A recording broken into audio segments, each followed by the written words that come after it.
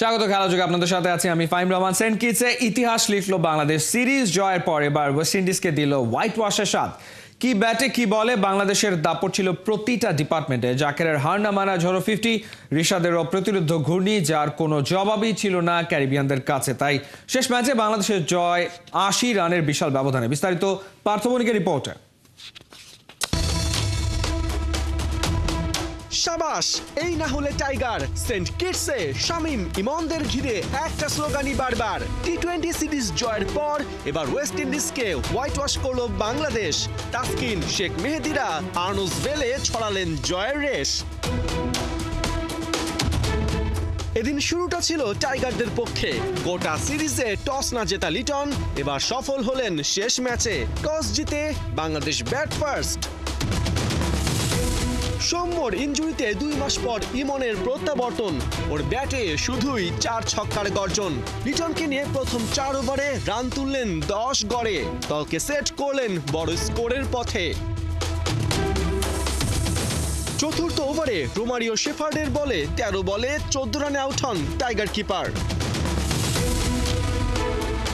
পরের ওভারে ইমনও থামেন, তবে ততক্ষণে তার ব্যাটে 21 বলে 39 রান, 4 বাউন্ডারি, ছক্কা 2 খান। তবে 15তম ওভারে চরম সাসপেন্স। ডাবল নিতে গিয়ে জাকের শামীম একই ক্রিজে রান আউট হয়েছেন ভেবে জাকের ড্রেসিং রুমে ফিরে গেলেও টিভি রিপ্লেতে দেখা যায় ঘটনা উল্টো। জাকের নন, ক্রিজে শামীম ঢুকতে ব্যর্থ। অতএব 2 রানে out Shamim, Zaker back in action. তবে গোটা ম্যাচে স্পটলাইটে ছিলেন জাকের। আলজেরি জোসেফের শেষ ওভারেই 1 বাউন্ডারি আর 3 ছক্কায় তুলে নেন 25 রান। জাকের অপরাজিত থাকেন 41 বলে 72 রানে। বাংলাদেশের টোটাল দাঁড়ায় 7 উইকেটে 189। বিশাল লক্ষ্য তাড়া করতে নেমে শুরুতেই দিশাহারা ব্র্যান্ডন কিং। ক্যারিবীয় ওপেনারকে দ্বিতীয় বলে ফেরান তাসকিন। শেখ মেহেদির বলে পরের ওভারেই জাস্টিন গ্রেভস হারান উইকেট। অভিষেক ম্যাচে মাত্র 6 রানে হন চেকমেট। এরপর সময়ের সাথে শুধু উইকেট পড়েছে। কি রোস্টন, কি জনসন, কেউই ধরতে পারেননি হাল। শেষ পর্যন্ত 16 ওভার 4 বলে ওয়েস্ট ইন্ডিজ অল আউট হয় 109 রানে। বাংলাদেশ পায় 80 রানে বিশাল জয়। পার্থ বণিক, 71। টাইগারদের গর্জনে ক্যারিবিয়ান দ্বীপে কাঁপন ধরেছে। উইন্ডিজকে হোয়াইট ওয়াশ করে বাংলাদেশ ঢাকা ফিরছে। সিরিজ জয় ব্যাটসম্যানদের চেয়ে বোলারদের বেশি কৃতিত্ব দিচ্ছেন ক্যাপ্টেন লিটন কুমার দাস। জানিয়েছেন বিসিবি দায়িত্ব দিলে দীর্ঘমেয়াদে ক্যাপ্টেন্সি নিতে প্রস্তুত। লম্বা সফর শেষে বাংলাদেশ দল শুক্রবার মধ্যরাতে ঢাকার উদ্দেশ্যে রওনা হবে। ওয়েস্ট ইন্ডিজে সেন্ট ভিনসেন্ট থেকে নায়ান বিন জসিমের রিপোর্ট। ক্যাপ্টেন্সিটা কতটুকু এনজয় করেছেন এবং এই ফর্মেটে আসলে আরেকটু লম্বা করতে চান কিনা? ওভারঅল আপনার পারফরমেন্স নিয়ে কি বলবেন এবং ক্যাপ্টেন্সি নিয়ে আসলে আপনার ভাবনাটা কি? দেখেন, ক্যাপ্টেনশিপ নিয়ে যদি বলি, আমি বিসিবি যদি আমাকে দেয় আমি করতে রাজি আছি। এখানে দ্বিমত থাকার কোনো কথা না। আমি এটাতে এনজয় করতেছি। হ্যাঁ, যে জিনিসটা বললেন যে বলাররা যদি আপনাকে খুব ভালো বল করে দেয় বিহাইন্ড দ্য উইকেটে, আমার জন্য কাজটা অনেক ইজি। জাকিরের কথাটা স্পেশালি বলতে হয়, কারণ টেস্ট থেকে শুরু করে ওয়ানডে থেকে শুরু করে 3 ফর্মেটেই ওর ধারাবাহিকতা খুব ধরে রেখেছে। তো এটা একটা প্লেয়ারের জন্য, একটা ব্যাটসম্যানের জন্য বড় পাওয়া এবং বাংলাদেশ টিমের জন্য বড় পাওয়া। আর শামীমের বিষয়টা, শামীম লাস্ট যদি আপনি দেখেন ডোমেস্টিক প্লাস হচ্ছে এই টিমের যে খেলাগুলো খেলেছে ওগুলোতে পারফর্ম করেছে। আমার মনে হয় তার ভিতরে একটা কনফিডেন্স ছিল। আর জাকিরের কনফিডেন্স তো টেস্ট থেকে কন্টিনিউ করেছে। আমার মনে হয় এটা অবশ্যই বাংলাদেশ টিমের জন্য বড় পাওয়া যায়। আমরা লোয়ার অর্ডারে এখন পাওয়ার হিটার মানে খুঁজে পাচ্ছি এবং আরও ডেভেলপমেন্টের জায়গা আছে। বাট আমার কাছে মনে হয় এখন পর্যন্ত এটা বড় পাওয়া। অভিজ্ঞতা থেকে আমি যে ডিসিশনগুলো নিই এবং বলাররা যেভাবে তাদের স্কিল শো করতেছে, মাঠ চালানোটা আমার জন্য অনেক ইজি। আর ব্যাটিংয়ের যে জিনিসটা বললেন, আমি চেষ্টা করতেছি।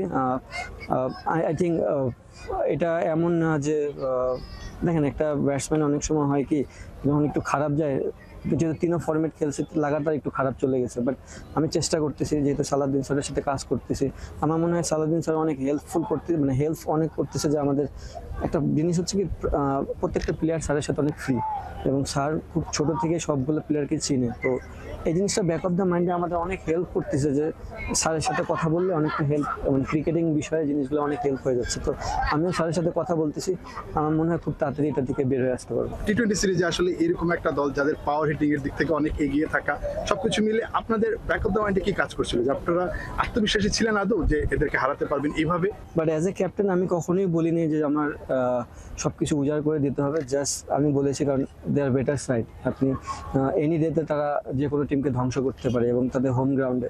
সো আমার একটাই ইনফরমেশন ছিল যে যাব, ক্রিকেটটা এনজয় করব, যে জিনিসটা রেজাল্ট হবে না কেন হাসি মুখে গ্রহণ করব। বিদেশের মাটিতে এরকম লাস্ট 2012-তে আয়ারল্যান্ডকে হারিয়েছিলাম, বাট ওয়েস্ট ইন্ডিজকে মানে হারানোটা একটা বড় প্রাপ্তি নিঃসন্দেহে। মানে নতুন করে একটা আত্মবিশ্বাস দিচ্ছে কিনা সবার মাঝে? আপনি দেখবেন আজকে উইকেটটা খুব একটা মানে বোলিং ফ্রেন্ডলি উইকেট ছিল না। আমরা যেভাবে ব্যাটিং করেছি প্রথম থেকেই, মানে ইমন অনেকদিন পর ক্রিকেট খেলতে আসে যে স্টার্টটা দিয়েছে এটা অ্যামেজিং এবং প্রেশারটা অনেকটা রিলিফ করে দিয়েছে ফার্স্ট পাওয়ার প্লেতেই। মানে এই জিনিসগুলো খুব ইম্পর্টেন্ট ছিল। যখন আমি ফার্স্ট বল খেলি আমার কাছে মনে হয়েছে যে এই উইকেটটা 160 উইকেট না, তো আমাদের কিভাবে 180-তে যাওয়া যায়। আমরা ওই প্রসেসে আগাচ্ছিলাম। এর মধ্যে হতে পারতো যে আমরা খুব তাড়াতাড়ি অল আউট হয়ে যেতে পারতাম, বাট আমরা চেয়েছিলাম যে ব্যাটিং ইউনিট আমাদেরকে বলারদেরকে একটা ভালো টোটাল দিতে। বাট বলাররা শো করেছে যে কোনো উইকেটে তারা ভালো বল করতে পারে। জাকের আলী আর শেখ মাদি ক্যারিবিয়ানদের ভরকে দেওয়ার দুই নায়ক। জাকের ম্যাচ সেরা আর শেখ মাদি সিরিজ সেরা। শামীম আর মাদি রাউন্ড আউট হবার পর জাকির যেভাবে তেতে উঠেছেন জানিয়েছেন সেই গল্পটা। আর সিরিজ সেরা মেহেদী নাকি ছিলেন সেন্ট ভিনসেন্টে নিজের কষ্ট মুছে দেওয়ার অপেক্ষায়। ওয়েস্ট ইন্ডিজের সেন্ট ভিনসেন্ট থেকে নাইয়ান বিন জসিমের পাঠানো রিপোর্ট। টু ব্যাক দুইটা রান আউট, অবশ্যই আমি ডিমোরালাইজ হয়ে গেছিলাম। আমি প্রথম উদ্দেশ্যে আসছিলাম গ্লোবাল টি-20, আলহামদুলিল্লাহ ওটাও চ্যাম্পিয়ন হতে পারছি এবং দেন তারপর আমি টি-20 টিমে জয়েন করছি। জাকের আলী অনেক দুর্দান্ত একটা ইনিংস, নাটকীয়ভাবে উইকেটে ফিরে আসা, রান আউট হয়েও তারপর যা দেখিয়েছেন তা এক কথায় অনেক দিন পর্যন্ত মনে রাখার মতো। এই ওয়েস্ট ইন্ডিজ সফরটা নিঃসন্দেহে জাকের আলী অনেকের জন্য ক্যারিয়ার জুড়ে মনে রাখার মতো, কারণ টেস্ট সিরিজে সবচেয়ে বেশি রান করেছিলেন 174, 44 গড়ে। আবার টি-20 সিরিজে সবচেয়ে বেশি রান 120, অলমোস্ট প্রায় 60 অ্যাভারেজে। নিঃসন্দেহে ড্রেসিং রুমে অনেকগুলো সুখী মুখের সঙ্গে সবচেয়ে বেশি সুখী মুখটা জাকের আলী অনিকের। জাকের মানে মারাত্মক রকম একটা নাটকীয়তা, ড্রেসিং রুমে ফিরে গেছেন, আউট হয়েছেন, আবার ফিরে এসেছেন। যাওয়ার সময় দেখলাম খুব রাগ করছিলেন। ফিরে এসে ব্যাক অফ দ্য মাইন্ডে আপনার কি কাজ করছিল যে দুজন রান আউট, যে আপনার পাশে একজন শেখ মেহেদী সেও রান আউট, শামীমও রান আউট, মানে একটু চাপ ছিল কিনা বা একটা মানে পুষিয়ে দেওয়ার একটা ব্যাপার ছিল কিনা? অবশ্যই চাপ ছিল। আমার মনে হয় যে খেলাটা খুব ভালোভাবে তৈরি হয়ে গেছিলো বড় একটা স্কোরের জন্য। তখনই সাডেনলি ব্যাক টু ব্যাক দুইটা রান আউট, অবশ্যই আমি ডিমোরালাইজ হয়ে গেছিলাম। আমি খুব ফ্রাস্ট্রেটেড হয়ে গেছিলাম। তারপরে জাস্ট চেষ্টা করছি যে যেন শেষ পর্যন্ত খেলতে পারি, এইটাই প্ল্যান ছিল। আসলে এই টিমে খেলতে আসছিলাম, তখনই আমাকে ওরা অনেক টাফ টাইম দেয়। তো ওই সময় থেকে আমার ব্যাক অফ দ্য মাইন্ডে ছিল যে না, ওরা যেভাবে হোক বাউন্সার ট্রাই করবে আমাদের। তো এইটাই আমার ওয়েস্ট ইন্ডিজে আসার আগে আমি ওরকম প্রিপারেশন নিয়ে আসছিলাম।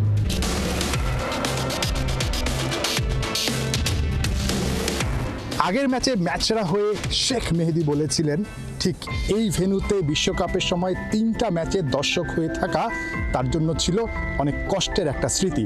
সেই কষ্টের স্মৃতি থেকে ঠিক যেভাবে ফিরতে হয় সেভাবেই কিন্তু ফিরেছেন শেখ মেহেদী। ভাবা যায় এই সিরিজটাতে শেখ মেহেদী ম্যান অফ দ্য সিরিজ হয়ে তার কষ্টটা ভুলিয়ে দিয়েছেন। সিরিজ জিতছি প্রথমত এটা আলহামদুলিল্লাহ, আমার কন্ট্রিবিউশন ছিল, আলহামদুলিল্লাহ ভালো লাগতেছে। আমি দেশে আসার আগে তো আসলে এগুলো কোনো চিন্তাই ছিল না। দেখেন আমি কিন্তু প্রথম উদ্দেশ্যে আসছিলাম গ্লোবাল টি-20, আলহামদুলিল্লাহ ওটাও চ্যাম্পিয়ন হতে পারছি এবং দেন তারপর আমি টি-20 টিমে জয়েন করছি। ওভারঅল সব মিলে আলহামদুলিল্লাহ। আর আপনি যেটা বলতেছেন যে ওইটা তো আমার হাতে না, পারফরমেন্স আমার হাতে, যেটা সিলেকশন আমার হাতে না, সরি পারফরমেন্স আমি চেষ্টা করতে পারি আর বাদবাকি দেওয়ার আল্লাহর ইচ্ছা। বাট আপনি সিলেকশন আমার হাতে না, বাট আমার কাজ আমার করে যেতে হবে, বাদবাকি সিলেকশনের দায়িত্ব টোটালি। না প্রথমত ধরেন আমি একটু নিজের সাথে নিজে প্রেশারে ছিলাম অবশ্যই। দেখেন যেহেতু মিরাজ আর আমি একসাথে টিমে আছি, তো দেখা যাচ্ছে মিরাজ যেভাবে ব্যাটিং করতেছে last couple of year, outstanding batting করতেছে, তো আমার জন্য একটা ডিফিকাল্ট সিচুয়েশন তৈরি হয় যেহেতু মিরাজ খুব ভালো ব্যাটিং করে। তো ওইটা আমার মাথার ভিতরে একটু থাকে, বাট একটু প্রেশার তো থাকে যেহেতু আমি এক ফর্মেট খেলি, বা আমার দেখা যাচ্ছে আমার প্রত্যেক মাসে বা টি-20 খেলা থাকে না, আমাকে গ্যাপ দিয়ে খেলতে হয়। আর গ্যাপ দিয়ে দেওয়ার পরেও থাকে যেটা থাকে আর কি, ধরেন আমি রেগুলার না লাস্ট 1-2 বছরে। বাট এই জিনিসটা আমার উপরে ভেরি করে যে আমি হয়তো বা নিজের সাথে নিজের চ্যালেঞ্জ নিচ্ছি। আমার তো ভালো করতেই হবে। আমার মানে ওরকম ভালো করলে হবে না, দেখা যাচ্ছে আমি তো সব দিন এরকম পারফর্ম করতে পারবো না, যেদিন পারফর্ম করতে পারবো সেদিন যেন সবার চোখে লেগে যায়। শুধুমাত্র শেখ মেহেদী কিংবা জাকের আলী অনিক না, এই সিরিজে বড় প্রাপ্তি বাংলাদেশের জন্য পারভেজ হোসেন ইমনের শেষ ম্যাচটাতে দারুণ একটা ক্যামিও।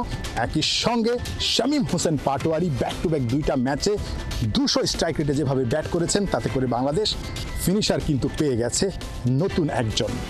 সবকিছু মিলে বাংলাদেশের জন্য অনেক প্রাপ্তির একটা সিরিজ। এই প্রাপ্তিটা আরও লম্বা হলে বাংলাদেশের ক্রিকেটের জন্য এই ফরম্যাটে বাংলাদেশের দূরে যাওয়ার জন্য বা দূরের স্বপ্ন সত্যি করার জন্য অনেক বেশি কাজে দেবে। Nahiyan Bin Jasim, 71, Saint Vincent, West Indies. প্রচণ্ড পরিশ্রম, শেখার আগ্রহ, ভালো করার ক্ষুধা জাকেরকে নিয়ে গেছে ভিন্ন উচ্চতায়, বলছেন ইমরুল কায়েস। তবে এখনই জাকেরকে নিয়ে অতিরিক্ত মাতামাতি পছন্দ নয় টাইগারদের সাবেক এই ওপেনারের। ইমরুল মনে করেন আসছে দিনগুলোতে প্রতিপক্ষের মিটিংয়ের বড় এজেন্ডা হবেন জাকের। গোটা দলের পারফরমেন্সই মুগ্ধ করেছে ইমরুল কায়েসকে। সাইফুল রূপকের রিপোর্ট। এই বিষয়গুলো আপনাকে আরো বেশি এগিয়ে যাওয়ার সাহস দেয় কিনা? 1.5 বছর আগের ঘটনা।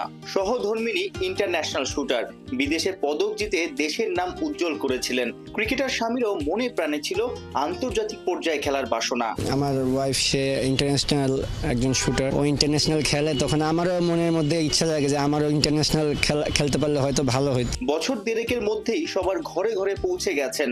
দুর্দান্ত ব্যাট চালিয়ে হৃদয় জিতে নিয়েছেন হবিগঞ্জের জাকের আলী। জাকের আলী অনেকের এই যে ট্রান্সফরমেশনটা কিভাবে দেখেন? অবভিয়াসলি ছেলেটার ভিতরে শেখার অনেক ইচ্ছা আছে। আমি ওকে বিপিএল থেকে দেখেছি এবং তার আগেও তো ওর সাথে যখন আমি একসাথে ডোমেস্টিক ক্রিকেট খেলেছি, ওর শেখার আগ্রহটা অনেক বেশি এবং ও ইমপ্রুভমেন্ট করার মানে যে ইচ্ছাটা, প্লাস হচ্ছে যে ও একটা লেভেল থেকে আরেকটা লেভেলে যেতে হবে, এই যে একটা আগ্রহটা, এটা অনেক বেশি তার, যার জন্য এই ক্ষুধাটার থেকে হয়তো বা সে আজকে এই জায়গায় আসছে। বড় বড় ছক্কা হাঁকায়, অনেকটা ক্যারিবিয়ান স্টাইলে, ক্যারিবিয়ানদের বিপক্ষে ক্যারিবিয়ানদের মাঠে বলার ডেলিভারি আগে যেভাবে সেট আপ নিচ্ছে এবং ব্যাট সুইং যেগুলো হচ্ছে অনেক ইমপ্রুভ করেছে ও। এই জন্য হয়তো বা তার টাইমিংটা, ব্যাটে বলে টাইমিংটা ভালো হচ্ছে, বলের ট্রাভেলিংটা ভালো হচ্ছে। সব মিলায় আমি বলবো যে এটা একদিনে হয় না, এটা অনেক প্র্যাকটিস করা লেগেছে এবং হয়তো বা তার রেজাল্ট এখন পাচ্ছে। ফাইটিং মুডটা ওর মধ্যে দেখা যায় ব্যাটিং এর সময়। আপনি তখনই ভালো বলবেন বা তখনই আপনি তাকে নিয়ে কথা বলবেন যখন যে 2-3 বছর এভাবে কনসিস্টেন্সি খেলতে থাকবে। আমার মনে হয় তখনই তাকে আমরা ওই লেভেলে উঠাই। যখন আপনি 1 বছর 2 বছর ধরে এরকম কনসিস্টেন্সি পারফরমেন্স করবেন, তখন আপনাকে নিয়ে অনেক অ্যানালাইজ হবে, অনেক প্ল্যানিং করবে, গেম প্ল্যান কীভাবে আপনি কোন জায়গায় উইক, কোন জায়গায় স্ট্রং, এটা নিয়ে কাজ করবে। তখন আপনি যখন সাকসেস হবেন, তখন আপনি বোঝা যাবে যে না, আপনি গুড প্লেয়ার বা ওই লেভেলে আছেন। জাকের আলী অনেকের ফিটনেস কেমন দেখেন? ফিটনেস ভালো হলে, রানিং বিটুইন দ্য উইকেটে ফাস্ট হলে রানটাও বেশি হয়, স্ট্রাইক রোটেটটা হয়, আবার বড় শট খেলাটার সাহসও নিশ্চয়ই বেড়ে যায়। হয়তো বা জাকের আলীর ফিটনেস দেখে আরও ইয়াং বা একটু সিনিয়ররাও একটু ইন্সপায়ার হবে যে না, এরকম বড় বড় 6 মারতে হবে, 6 মারতে গেলে এরকম ফিটনেস লাগবে। তা আমার মনে হয় যেটা খুব ভালো একটা জাকের আলী নিজেকে সেট করেছে এবং আমি দোয়া করি এবং আশা করি সে এটা কন্টিনিউ করুক। বিপিএল সময় নিশ্চয়ই দেখেছেন যে সে সবার কাছ থেকে অনেক শেখার চেষ্টাটা করেছে। ওর একটা ভালো জিনিস কি, ও সব সিচুয়েশনে ব্যাটিং করতে পারে এবং মানায় নিতে পারে। আর কোনো কমপ্লেন নাই যে আমার এখানে করতে পারবো না, এখানে খেলতে পারবো না, সব জায়গায় খেলার চেষ্টা করে, এটা ভালো জিনিস। এই সিরিজটা দেখে কি আক্ষেপ বেড়ে গেল বাংলাদেশ ক্রিকেটারদের, সমর্থকদের, যে বাংলাদেশে কোনো ক্রিকেটার আইপিএলে নেই, আইপিএলের ফ্রাঞ্চাইজিরা আসলে বুড়ো আঙ্গুল দেখায়, অথচ ক্যারিবিয়ানদের নিয়ে এত টানাটানি, সেই ক্যারিবিয়ানদের আমরা একচিটিয়া দাপট দেখালাম তাদের বিপক্ষে। এরকম ম্যাচ খেলতে থাকলে, এরকমভাবে আপনি যখন ওভারসিজ জিততে থাকবেন, তখন কিন্তু সারা ওয়ার্ল্ড দেখবে এবং ওয়েস্ট ইন্ডিয়ানের মতো টিমকে আপনি হোয়াইট ওয়াশ করছেন ওদের মাটিতে, এটা আমাদের দেশের ক্রিকেটের জন্য আমরা একটা স্তর মানে একটা স্টেপ নিয়ে গেল আর কি। সাইফুল রূপক, 71, সিলেট। বিজয়ের মাসের শুরুতে অনূর্ধ্ব 19 এশিয়া কাপে টানা দ্বিতীয় আসরে চ্যাম্পিয়ন হয়েছিল ছেলেরা। এবার তাদের দেখানো পথে হাঁটল মেয়েরা। নেপালকে 9 উইকেটের বড় ব্যবধানে হারিয়ে যুব এশিয়া কাপের ফাইনালে টাইগ্রেসরা। সুপার সানডেতে বাংলার প্রতিপক্ষ সেই ভারত। কুয়ালালামপুরে সুপার 4-এর শেষ ম্যাচ। বৃষ্টির কারণে ম্যাচের গন্ডি 11 ওভারে নামিয়ে আনা হয়। 8 উইকেট হারিয়ে নেপাল 54 রান তোলে। বাংলাদেশ তা টপকে যায় 7 বল এবং 9 উইকেট হাতে রেখে। উদ্বোধনী জুটিতে 2 ওপেনার ফাহমিদা ছোঁয়া ও ইভা মিলে করেন 46 রান। ওয়ান ডাউনে নেমে সুমাইয়া 6 বলে 10 রান করেন। শুরু থেকে আরেক প্রান্ত আগলে রাখা ওপেনার ফাহমিদা 26 রানে অপরাজিত থেকে বাংলাদেশের জয় নিশ্চিত করেন। ম্যাচ সেরার পুরস্কার ওঠে তার হাতেই। বাংলাদেশের জার্সিতে খেলবেন লেস্টার সিটি তারকা হামজা। দ্রুত তার গ্র্যান্ড ওপেনিং এর কাজ করছে বাফুফে। শুধু তাই নয়, হামজার মতো আরও প্রবাসী ফুটবলারদের আনতে চান বাফুফের সভাপতি তাবিদ আওয়াল। বাংলাদেশের ফুটবলকে নতুন করে ব্র্যান্ডিং করাতে প্রস্তুত নির্বাচিত নতুন কমিটি। মেহেদী নাইমের রিপোর্ট। আর্জেন্টিনার মেসি আছে, পর্তুগালের আছে রোনালদো, মিশরের সালাহ আছেন, সাউথ কোরিয়ার আছে সন হিউমিন। এখন থেকে বাংলাদেশেরও আছে বিশ্বে গর্ব করার মতো একজন। বাংলার ডুবন্ত ফুটবলকে উদ্ধারকারী জাহাজের নাম হামজা দেওয়ান চৌধুরী। বাংলাদেশের মহাতারকার আসার খবর পৌঁছে গেছে টেকনাফ থেকে তেতুলিয়া। লেস্টার সিটির তারকা হামজার বাংলাদেশের জার্সিতে খেলার ঘোষণার পরদিন সকালে বাফুফে সভাপতির প্রেস ব্রিফিং। আমরা মনে করি এটা আমাদের দেশের জন্য একটা গর্ব, আমাদের বিএফএর জন্য একটা অর্জন যে হামজা চৌধুরীর মতো একটা বড় টপ লিগের এবং টপ ক্লাবের প্লেয়ারকে আমরা বাংলাদেশে পেয়েছি।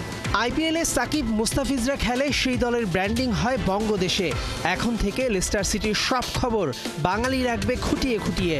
কাজী সালাউদ্দিন যা পারেননি তা 1.5 মাসে করে দেখালেন তাবিদ আওয়ালের নতুন কমিটি। সে কখন আসতে পারবে, কিভাবে আসতে পারবে, এগুলো সব তো তার একারও সিদ্ধান্ত না, আমাদেরও একার সিদ্ধান্ত না। যে ক্লাবের জন্য সে খেলে সেই ক্লাবের সাথেও আমাদের একটা আন্ডারস্ট্যান্ডিংয়ে আসতে হবে, যেটা ফুটবলের নর্মস এবং ফিফারও কিছু সেট গাইডলাইন্স সেটা ব্যাপারে আছে। তো সব কিছু বিবেচনা করে আমরা আপনাদেরকে নিয়মিত আপডেট দিতে থাকবো। ঘোষণা দেবার পরই হামজা হয়ে গেছেন স্বাধীনতা পরবর্তী বাংলাদেশের ফুটবলের সবচেয়ে বড় তারকা। এই ব্র্যান্ড ভ্যালুকে কাজে লাগিয়ে বাফুফের মার্কেটিং ডিপার্টমেন্ট স্পন্সরের অভাব দূর করতে কিভাবে মুনশিয়ানা দেখায়, সেটাই এখন দেখার বিষয়। আগামী স্পন্সররা অনেকে এগিয়ে আসছে, একটা ভালো কম্পেনসেশন অ্যামাউন্টের ব্যাপারেও কিন্তু কথাবার্তা হচ্ছে।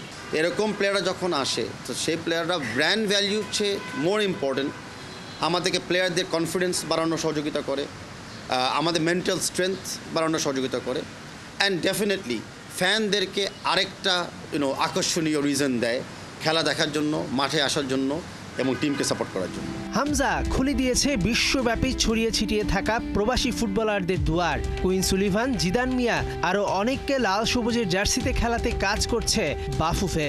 অনেক ভালো ভালো বাংলাদেশি অরিজিন প্লেয়ার যারা হতে পারে, বিদেশে মাটিতে খেলে বা বড় হচ্ছে, তাদের ব্যাপারেও আমরা অনুসন্ধান পেয়েছি। তো আমরা আশা করি আগামী যাত্রাগুলোতে আমাদের কিছু প্রবাসী বাংলাদেশিরা যেরকম বাংলাদেশের জাতীয় দলের জন্য খেলছে, আমরা এরকম আরও কিছু প্রবাসী বাংলাদেশিদেরকে চিহ্নিত করে ইন্সপায়ার করতে পারবো আমাদের দলের পক্ষে খেলার জন্য। 25 মার্চ এশিয়ান কাপ বাছাই পর্বে ভারতের বিপক্ষে ম্যাচ দিয়েই হামজার বর্ণাঢ্য ওপেনিংয়ের কাজ করছে বাফুফে। বাংলাদেশের ফুটবলেও আছে এখন একটা পোস্টার বয়। গর্ব করার প্রস্তুতিটা শুরু করেছেন তো। মেহেদী নাইম, 71।